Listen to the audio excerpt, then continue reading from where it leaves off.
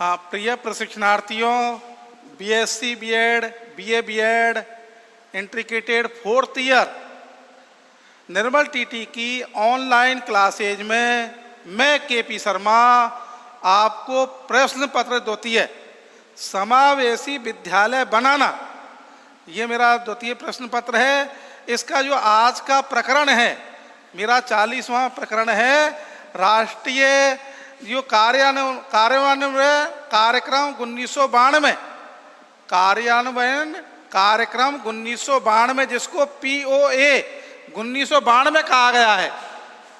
कार्यान्वयन में कार्यक्रम जिसको 1992 POA कहा गया है, इसमें राष्ट्रीय शिक्षा प्रणाली में जो 1992 में जो संशोधन किए गए थे, उनकी ओर मैं आपको ध्यान आकर्षित करता हूं।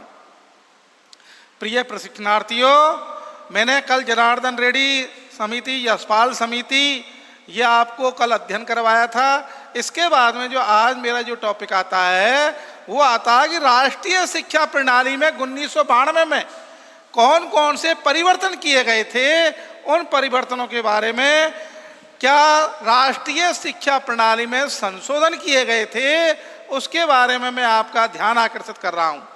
तो देखिए, संपूर्ण राष्ट्र में, संपूर्ण भारतवर्ष में 10+2 या +2 स्तर के जो स्कूल शिक्षा के ढंग के रूप में स्वीकार करने का संकल्प जोड़ा गया। 10+2 इसी में ही 10+2 संशोधन किया गया था। ये सबसे पहले जो संशोधन हुआ था, वो संशोधन हुआ था 10+ ये +2 में सीनियर जूनियर स्कूल शिक्षा में। अब जो संशोधन थे, वो संशोधन जैसे सबसे पहले आता है नंबर 1 पर समानता के लिए शिक्षा। मैंने आपको पूर्व में भी बताया है और वर्तमान में भी बता रहा हूं कि बिना भेदभाव के शिक्षा होनी चाहिए। किसी भी वर्ग भेद में नहीं, किसी लिंग के आधार पर नहीं, किसी भी जाति, वर्ग, समुदाय, किसी भी आधार पर शिक्षा में कोई भेदभाव नहीं होना चाहिए। समानता की शिक्षा होनी चाहिए, चाहे वो अल्पसंख्यक हो, चाहे वो बहुसंख्यक हो। तो सबसे पहले जो समानता के लिए शिक्षा होनी चाहिए, ये 1992 में ये संशोधन किया गया था राष्ट्रीय शिक्षा में। जो राष्ट्रीय शिक्षा प्रणाली थी, उसमें सबसे पहले जो संशोधन किया गया था, वो समानता के लिए शिक्षा। अब समानता के लिए शिक्षा में समग्र साक्षरता अभियान पर अधिक जोर दिया गया। जो समग्र जो कौन सा अभियान है, साक्षरता अभियान, समग्र साक्षरता अभियान, समग्र साक्षरता अभियान, इस पर बहुत अधिक बल दिया गया था समानता की शिक्षा के लिए। और इसमें राष्ट्रीय जो साक्षरता मिशन थी, इसमें निर्धनता के लिए निवारण, निर्धनता निवारण, राष्ट्रीय एकता, पर्यावरण संरक्षण, लघु, इसमें जो परिवार हैं, नारी समस्या, इनके ऊपर विचार किया गया था। इसलिए समानता की शिक्षा। और प्राथमिक शिक्षा को बहुत ही सार्वजनिकरण एवं प्राथमिक जो स्वास्थ्य परिचर्चा है, स्वास्थ्य परिचर्चा से जोड़ने की बात कही गई थी 1992 में समानता के लिए। इसमें भी तीसरा भाग कुछ किया गया है कि जो व्यवसाय है, वो स्वरोजगार केंद्रित होना चाहिए। व्यवसाय की स्वरोजगार केंद्रित होने की आवश्यकता है, स्वरोजगार केंद्रित होने की आवश्यकता है। और रुचि पर आधारित होना चाहिए व्यवसाय। बालक की जो रुचि है, उस रुचि के अनुकूल होना चाहिए, प्रेसली नहीं। और व्यवसाय व कौशलों पर आधारित होना चाहिए। व्यवसाय है वह कैसे होना चाहिए, कौशलों पर, स्किल्स पर आधारित होना चाहिए। और जो कौशल प्रशिक्षण कार्यक्रम है, कौशल प्रशिक्षण जो कार्यक्रम हैं उन पर जोर दिया जाना चाहिए। कौशल प्रशिक्षण कार्यक्रमों पर क्या दिया जाना चाहिए? जोर दिया जाना चाहिए अधिक से अधिक। इसमें जो नव साक्षर हैं, जो साक्षर हैं उनके लिए भी साक्षरता के उपरांत सतत शिक्षा का कार्यक्रम जो उपलब्ध कराए जाएं, सतत शिक्षा का जो कार्यक्रम है वो उपलब्ध करवाया जाए। जो साक्षर हो गए वो साक्षरता के बाद में जो नव साक्षर हैं वो साक्षर होने के उपरांत सतत शिक्षा का जो कार्यक्रम है वो उपलब्ध करवाया जाए। ये समानता की शिक्षा के ही भाग थे। अब प्रशिक्षणार्थियों में नेक्स्ट है जिसको विभिन्न स्तरों पर शैक्षिक पुनर्गठन, जो विभिन्न स्तर हैं इन पर शैक्षिक जो पुनर्गठन कैसा होना चाहिए इसके बारे में आपका ध्यान आकर्षित करता हूं। तो सबसे पहले आता है भविष्य में नियुक्त होने वाले जो 50% जो अध्यापक हैं उनमें महिलाएं होनी चाहिए। ये विभिन्न स्तरों पर जो शैक्षिक पुनर्गठन होगा इसका जो नंबर 1 है वो है कि जो भी शैक्षिक उसमें जो अध्यापक हैं उनमें 50% महिलाओं के लिए आरक्षित सीट होनी चाहिए। ये 1992 में ये एक संशोधन किया गया था राष्ट्रीय शिक्षा प्रणाली के अंतर्गत। इसके बाद में ऑपरेशन जो ब्लैक बोर्ड है इसको उच्च प्राथमिक स्तर पर विस्तृत किया जाए। अर्थात बोर्ड का जो कार्यक्रम है इसको विभिन्न स्तर पर किसमें उच्च प्राथमिक स्तर तक इसको संशोधित किया जाए। ये भी एक 1992 में संशोधन किया गया था विभिन्न स्तरों पर शैक्षिक पुनर्गठन के लिए। उसके बाद में देखिए जो ऑपरेशन ब्लैक बोर्ड है इसको अधिक व्यापक बनाया जाए। ब्लैक बोर्ड जो ऑपरेशन है इसके लिए बहुत ही अधिक व्यापक बनाया जाए, सीमित नहीं। और जहां 1986 में जो राष्ट्रीय शिक्षा नीति थी 1986 की, उसमें स्पष्ट कहा गया था कि 2 कमरों और 2 अध्यापकों की बात कही गई थी। 1986 की जो नीति थी उसमें कम से कम प्राथमिक स्तर पर 2 कमरे और 2 अध्यापक तो होने चाहिए। बहुत सी जगह प्राइमरी स्कूलों में केवल 1 अध्यापक है, बस 1 कमरा है विद्यालय में, बाकी की स्थिति बड़ी दयनीय है, पेड़ों के नीचे ही और उसमें ही अध्ययन करवाया जाता है। लेकिन राष्ट्रीय शिक्षा नीति 1986 उसमें स्पष्ट कर दिया गया था कि कम से कम प्राइमरी स्तर पर 2 कमरे अनिवार्य और 2 अध्यापक अनिवार्य रूप से होने चाहिए। ये ब्लैक बोर्ड जो इसको व्यापक बनाया गया और इसी में वहाँ संशोधन में कहा गया था कि विद्यालय में 3 कमरे और 3 अध्यापक की व्यवस्था की जाए। ये तो 1986 में था, कौन सा 2 अध्यापक 2 कमरे। लेकिन सन 92 में जो संशोधन हुआ उसमें कहा गया था कि कम से कम 3 कमरे और 3 अध्यापक तो होने ही चाहिए। उसके बाद में किसी तरह से शिक्षा से जो वंचित कामकाजी जो बच्चे हैं, कामकाजी बच्चे जो छोटी उम्र में ही काम धंधों में लग जाते हैं, उनके लिए जो बच्चे तो लड़कियां हैं उनके लिए अनौपचारिक शिक्षा केंद्र, इनफॉर्मल एजुकेशन के कार्यक्रम को सुदृढ़ एवं विस्तृत किया जाए। जो अनौपचारिक शिक्षा केंद्र हैं उनके लिए ऐसे बालक जो कामकाजी हैं, समय पर स्कूल नहीं आ सकते, अपना काम धंधे करते हैं, पार्ट टाइम सुबह या शाम को रात्रि को अनौपचारिक शिक्षा केंद्रों की स्थापना की जाए, जिससे कि वो कम से कम साक्षर और कुछ शिक्षा प्राप्त कर सके प्रारंभिक। 21वीं सदी में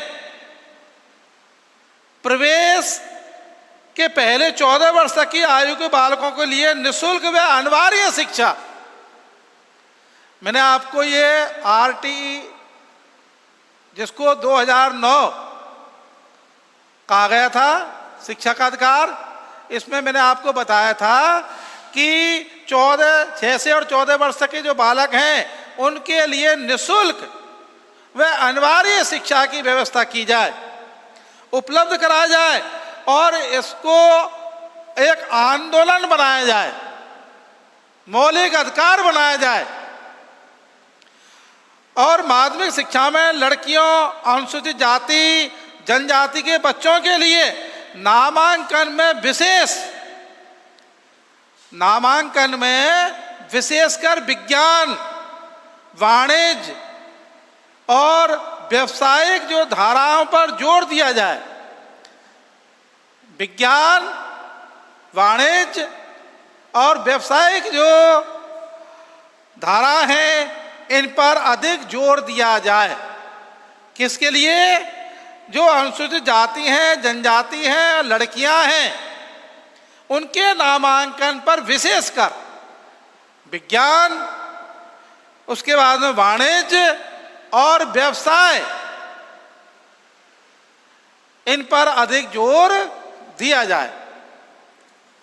इसके बाद में विद्यार्थियों में आपका ध्यान पुनः आकर्षित करता हूं कि अधिक से अधिक जो विद्यालय हैं उनमें कंप्यूटर शिक्षण सुलभ करवाया जाए।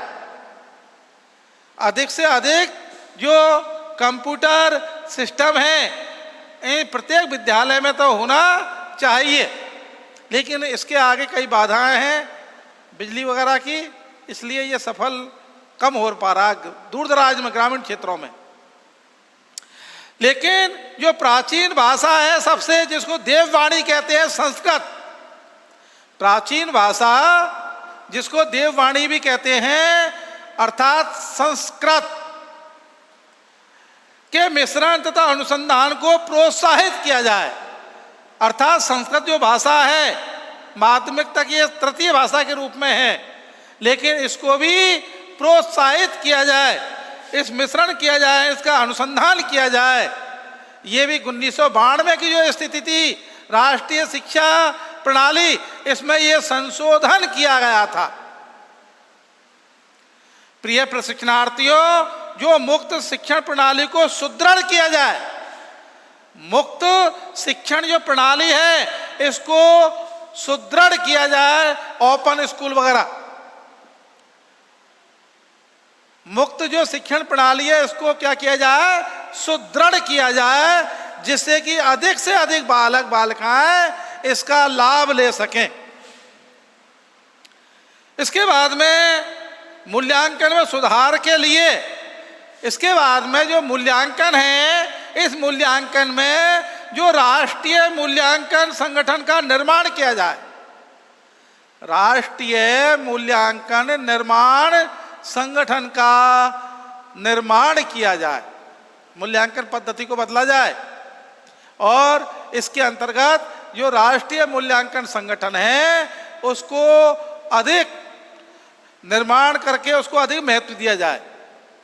ये मैंने आपको इसके अंतर्गत बताए हैं। अब आता है POA 1992 को 23 खंडों में विभाजित किया गया है। कितने खंडों में? 23 खंडों में। ये 1992 के अंतर्गत POA है, जिसको कार्यान्वयन कार्यक्रम 1992 कहते हैं। इसमें POA 1992 को 23 खंडों में बांटा गया है। अब ये 23 खंड कौन कौन से हैं, इनकी ओर मैं आपका ध्यान आकर्षित करता हूं कि 23 खंड कौन कौन से हैं। तो सबसे पहले आता है नारी समानता के लिए शिक्षा। जो नारी भेदभाव है इसको दूर करने के लिए नारी समानता की शिक्षा, नारियों को समान रूप से शिक्षा दी जाए। स्त्रियों की शिक्षा पर महत्व, जो स्त्रियों की शिक्षा है वर्तमान में, या स्त्रियों की जो दयनीय स्थिति है, इसमें समानता लाने के लिए शिक्षा पर अधिक जोर दिया जाए, महिलाओं की पर। यह 1992 में संशोधन किया गया था 23 खंडों में।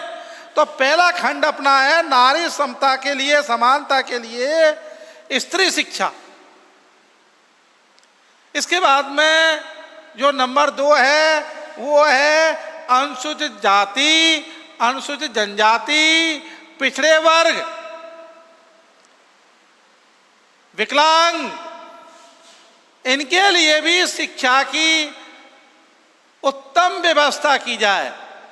सामान्य नहीं, उत्तम व्यवस्था की जाए। यह भी एक संशोधन था, नंबर 3 खंड है पीओए का 1992 में। इसके बाद में आता है कि अल्पसंख्यकों की जो शिक्षा है इस पर भी विशेष जोर दिया जाए। अल्पसंख्यक है, इनकी जो शिक्षा है वो गुणवत्तापूर्ण होनी चाहिए और समाज में उनको समानता के साथ में व्यवहार होना चाहिए, बिना किसी भेदभाव के। इसलिए अल्पसंख्यकों की शिक्षा पर भी अधिक से अधिक बल दिया जाना चाहिए।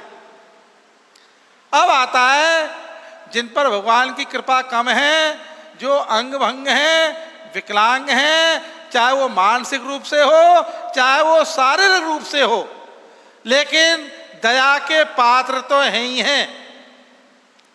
जब दया के वो पात्र हैं, भगवान ने उनको अंग भंग कर दिया है, विकलांग कर दिया है, दिव्यांग हैं वो, तो उनके लिए भी उचित शिक्षा की व्यवस्था की जाए और साथ में ही उचित व्यवसाय, जिससे कि वो आत्मनिर्भर बन सकें,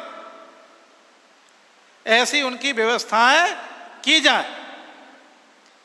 प्रिय प्रशिक्षणार्थियों, पुनः मैं आपका ध्यान आकर्षित करता हूं, नंबर 4 जो खंड है, भाग है पीओए 1992 का, उसमें चौथा भाग है जो विकलांग हैं, उन विकलांगों की उचित शिक्षा की व्यवस्था की जाए सरकार के माध्यम से, और साथ में ही उनको उचित व्यवसाय, जिससे कि वो लोग विकलांग हैं, दिव्यांग हैं, वो हीन भावना छोड़ करके और समाज एवं राष्ट्र की जो उसमें हिस्सेदारी ले सकें। राष्ट्र निर्माण में, समाज निर्माण में वे विकलांग जो बालक बालिकाएं हैं वो भी अपनी साझेदारी निभा सकें। इसके बाद में देखिए, जो प्रौढ़ एवं युवा वर्ग जो विद्यालय नहीं जा पाए, किसी कारण से रह गए, वो 35 वर्ष तक एवं प्रौढ़, उनके लिए साक्षरता की और शिक्षा की व्यवस्था की जाए।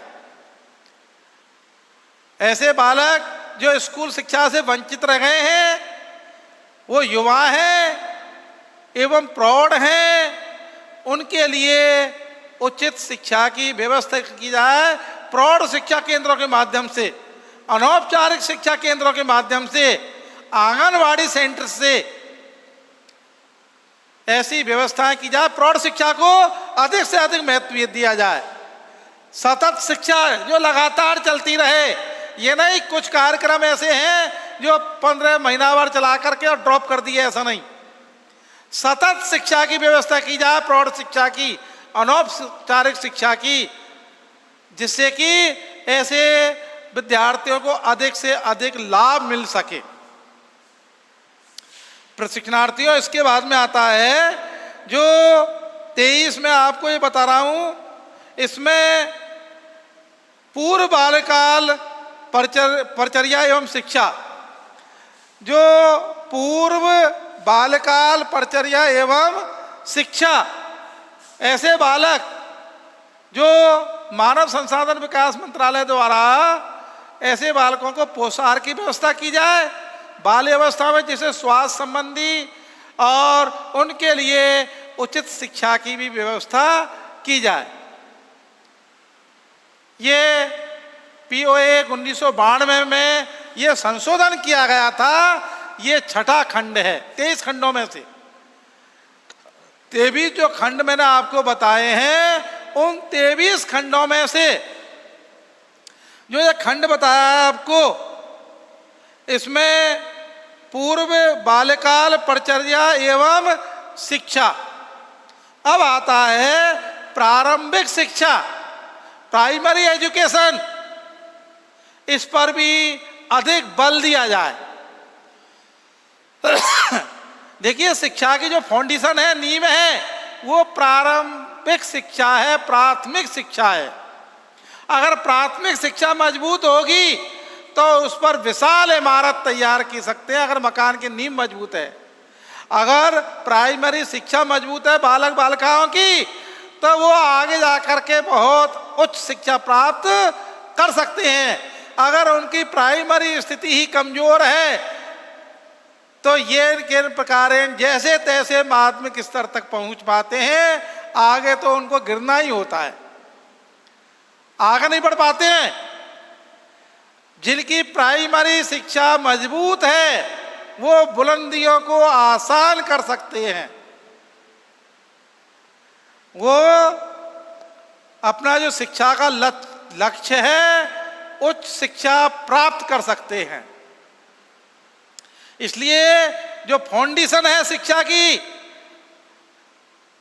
एजुकेशन की जो फाउंडेशन है, वो प्राइमरी स्कूल, प्रारंभिक शिक्षा, प्राइमरी शिक्षा, प्राथमिक शिक्षा।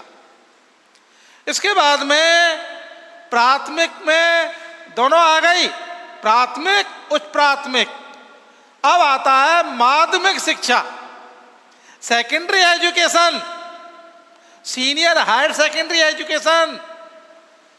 स्कूल शिक्षा की अंतिम चरण है, जिसको माध्यमिक शिक्षा, उच्च माध्यमिक शिक्षा, सीनियर स्कूल्स एजुकेशन, इसके अंतर्गत भी ये संशोधन किया गया था कि अधिक से अधिक इनमें पाठ्यक्रमों में इनमें बदलाव किया जाए और अधिक से अधिक बालकों को रोका जाए, बालक बालिकाओं को रोका जाए। लेकिन परीक्षा परिणाम बता रहे हैं बालकों के बजाय बालिकाओं के श्रेष्ठ रहते हैं, क्योंकि उनमें रुचि होती है अध्ययन के प्रति, शिक्षा के प्रति। वो फॉर्मेलिटी नहीं कर पाती हैं, बड़े मेहनत लगन से निष्ठा के साथ शिक्षा ग्रहण करती हैं। इसलिए अब आता है जो सामान्य विद्यालय, तो ये है ही है, प्राइमरी स्कूल, सेकेंडरी स्कूल। लेकिन विशेषकर नवोदय विद्यालय की भी स्थापना की जाए और हर जिले में कम से कम एक नवोदय विद्यालय तो होना ही चाहिए। और उसमें ST SC OBC महिलाएं, विकलांग, इनके लिए भी आरक्षित होनी चाहिए। तो नवोदय विद्यालय की स्थापना, ये भी 92 का संशोधन था, जिसको विद्यालय शिक्षा के रूप में स्वीकार किया गया। उसके बाद में नवोदय विद्यालय की हर जिले में स्थापना हो गई, तो व्यावसायिक शिक्षा पर भी जोर दिया जाए, जिससे कि बालक जो देश का एक आत्मनिर्भर नागरिक बन सके, एक आत्मनिर्भर क्या बन सके, नागरिक बन सके। इसलिए व्यावसायिक शिक्षा की व्यवस्था की जाए, ये भी एक इसमें है। उसके बाद में उच्च शिक्षा, जिसको कॉलेज शिक्षा कहते हैं, 11वां में लिख देता हूं यहां, 11वां है उच्च शिक्षा। उच्च शिक्षा का मतलब हो गया यहां स्कूल शिक्षा के अलावा उच्च शिक्षा की व्यवस्था की जाए। यह 92 में संशोधन किया गया था। उच्च शिक्षा भी कैसी होनी चाहिए, मतलब अच्छी होनी चाहिए, फॉर्मेलिटी नहीं। उच्च शिक्षा अच्छी होनी चाहिए, श्रेष्ठ, उत्तम। अब मुक्त शिक्षा, जिसको ओपन स्कूल कहते हैं, इसकी भी ओपन एजुकेशन, मुक्त शिक्षा जिस पर प्रतिबंध न हो, जिसको ओपन स्कूल्स कहते हैं या अनौपचारिक शिक्षा, प्रौढ़ शिक्षा, इसी के अंतर्गत पार्ट टाइम, नाइट क्लासेज, ऐसा मुक्त शिक्षा, समय की जिस पर पाबंदी न हो, इसमें बालक बालिकाएं अध्ययन भी कर सकें और अपना छोटा मोटा रोजगार भी कर सकें। इसलिए यह भी संशोधन किया गया था। नंबर 13 है उपाधि की रोजगार से जो विकलांगता एवं मानव शक्ति नियोजन। नंबर 13 है उपाधि रोजगार से, ये नहीं डिग्रियां एकत्रित कर ली, रोजगार है नहीं, केवल डिग्रियों से पेट नहीं भरता है, रोजगार भी होना चाहिए। डिग्रियों को देख करके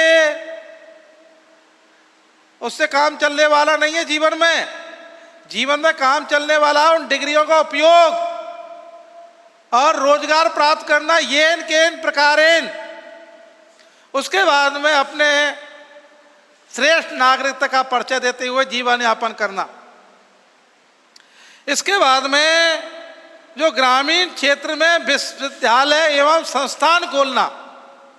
शहरी क्षेत्र में है वर्तमान में जो भी विश्वविद्यालय हैं, संस्थान है, कॉलेज वगैरह, लेकिन कृषि विश्वविद्यालय, पशुपालन विश्वविद्यालय, ये तो कम से कम ग्रामीण क्षेत्र में होने चाहिए। 1992 की जो पीओ, जो राष्ट्रीय शिक्षा प्रणाली थी, इसमें जो भाग है वो भाग मैं आपको बता रहा हूँ। 14वां ग्रामीण क्षेत्र विश्वविद्यालय एवं संस्थान, इसकी होना बहुत ही आवश्यकता है। नंबर 15 है जिसको कहते हैं तकनीकी एवं प्रबंधन शिक्षा, प्रौद्योगिकी एवं प्रबंधन शिक्षा, technology and management education, technology एवं मैनेजमेंट एजुकेशन,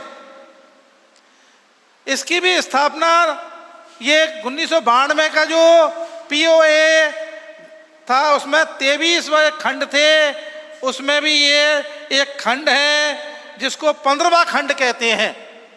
16वां आता है अनुसंधान एवं विकास, अनुसंधान, research and development, research and development, ये 16वां है अनुसंधान एवं विकास बालकों का।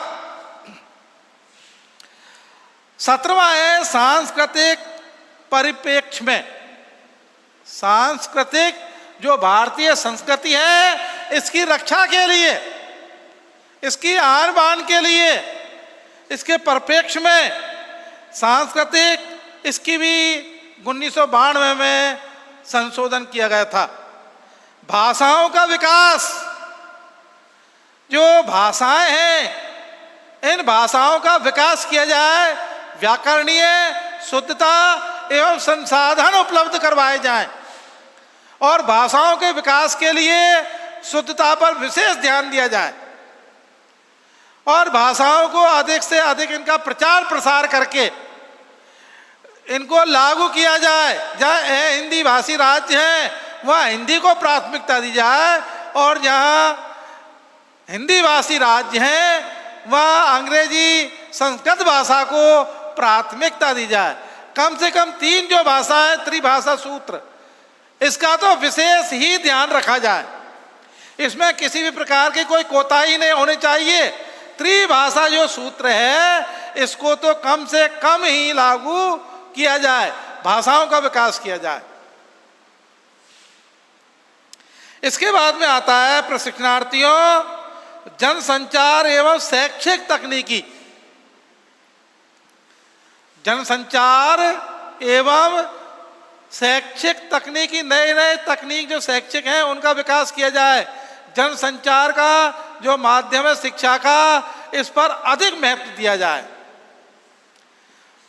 इसके बाद में खेल, शारीरिक शिक्षा एवं युवा वर्ग के लिए योग वगैरह इनकी भी व्यवस्था की जाए। ये 20वां खंड है। खेल कूद है, शारीरिक शिक्षा है, इसके बाद में युवा वर्ग के लिए आसन वगैरह हैं, इन पर विशेष ध्यान दिया जाए। ये POA 1992 का अंतर ये 20वां खंड है। 21वां जो खंड आता है वो मूल्यांकन जो प्रक्रिया है, परीक्षा सुधार प्रक्रिया है, इसकी बहुत अति आवश्यकता है, जिससे कि पेपरों की गोपनीयता बनी रहे और राष्ट्रीय मूल्यांकन एक संगठन या आयोग का एक गठन किया जाए। इसके बाद में जो अध्यापक एवं उनका जो प्रशिक्षण है उसकी व्यवस्था की जाए और शिक्षा का प्रबंधन किया जाए। इसके बाद में मैं आपको पुनः इस ओर ले चलूँगा, इसके लिए विशेष पुनः समय दूंगा आपके लिए। लेकिन इसमें PO जो 1992 है, इसके 23 खंडों में इसको बांटा गया था। उन खंडों के बारे में मैं आपको पुनः बताऊंगा। इसके लिए धन्यवाद, समय अभाव के कारण।